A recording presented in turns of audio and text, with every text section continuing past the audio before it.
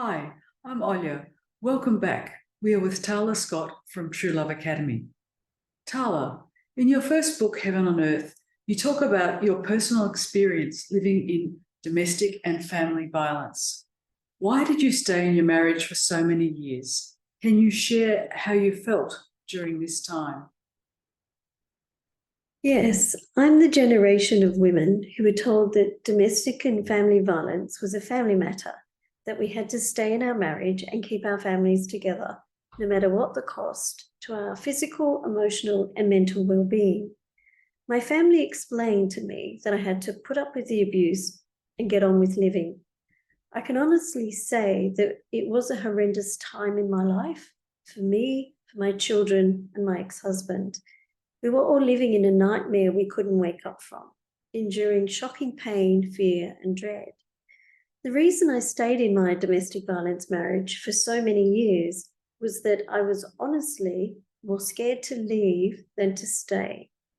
Thankfully, important laws have changed and there is considerable help for those who want to leave a domestic violence relationship or marriage. The biggest challenge I faced was my lack of understanding that my children would be so badly affected by living in an abusive home for so many years. In my heart, I believed that I was protecting them. Seeking professional guidance from a psychologist saved my life, and then my life moved forward on the path of healing, recovery, and discovery. I developed self-love, kindness, self-belief, and self-respect again. Before then, I existed by skimming around the edges of life. I wasn't participating in it. Everything I did evolved around survival and waiting for the next explosion of anger and abuse to happen, being on constant alert that I might need to take my children to safety in a hurry, and living with the illusion that somehow, some way, someday, the drama, pain, and suffering would stop and we would be a normal family just like everyone else. The question most people ask me is this: Tala, why didn't you take your children and just leave your husband? It is so simple, they would say. Sadly, it isn't simple at all. As a woman, mother, daughter, sister, friend, and wife, I believed that my loving heart could reach my ex-husband, that there was a ray of hope, that I could reach him and offer the healing he so desperately needed. I didn't understand the most important lesson of all, that he needed to understand that he had a problem that needed medical attention and counselling to heal. It wasn't my responsibility to heal him, it was his. I would have supported him wholeheartedly. Today, I'm not the same woman I once was. I have healed and moved on. I lived the most incredible life. I know that I'm truly blessed. A part of me and my heart finds it difficult, and I grieve for the women, children, and men who are still there, living in a domestic violence relationship, battling and exhausted, going through the motions every day. And I say a prayer and I send loving energy from my heart to theirs, because you just never know who might hear my whispers of encouragement, or that my loving heart can touch the heart of someone that is breaking. And through the love we feel for those who are suffering, we can work together. We can help to make a difference. You also mentioned you lost your divine union relationship. Can you explain how it happened? Yes, I met my soul divine union when I was 29. He walked into my workplace and the room began to fill with light. I thought it was the light playing tricks with my eyes until I felt the most exquisite love. It pierced my heart so sweetly and purely that I thought I was going to faint. I experienced the glory, abundance, and divine love for 3 precious years. It was the most incredible love. It's interesting. I often describe the divine union as almost having a mind of its own. In the divine union, we experienced a pure depth of love and incredible bliss that it felt as if it invited us along for the ride.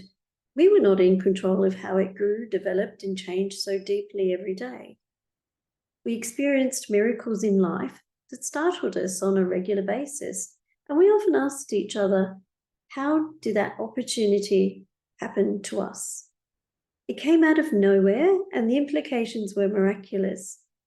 I often describe the divine union and say, we weren't in love with each other, nor did we love each other.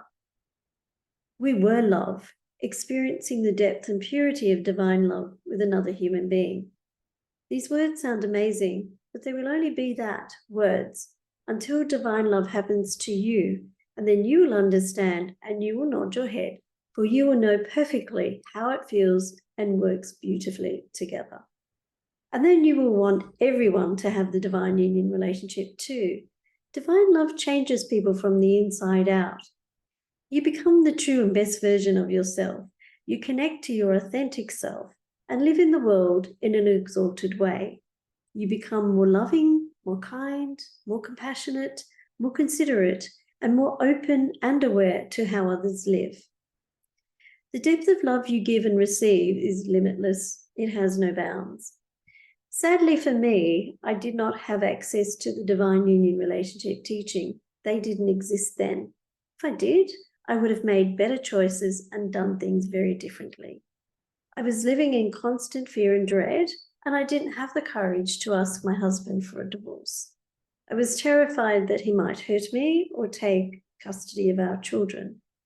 I would learn this lesson the hard, heartbreaking way. Unfortunately, I broke our connection. My soul divine union ended.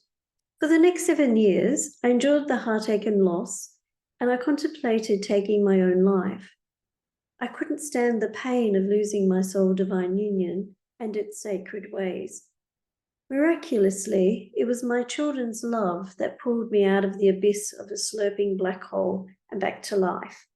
As I healed through the heartbreak of a broken heart, I decided that I wanted to learn as much as I could about the divine union relationship, and so I began research and study for the next 25 years. At this stage, I thought I would spend the rest of my life alone as a single woman. Having the divine union was so incredible, I wanted as many women as possible to know that it exists, that it is real, and they could have it too.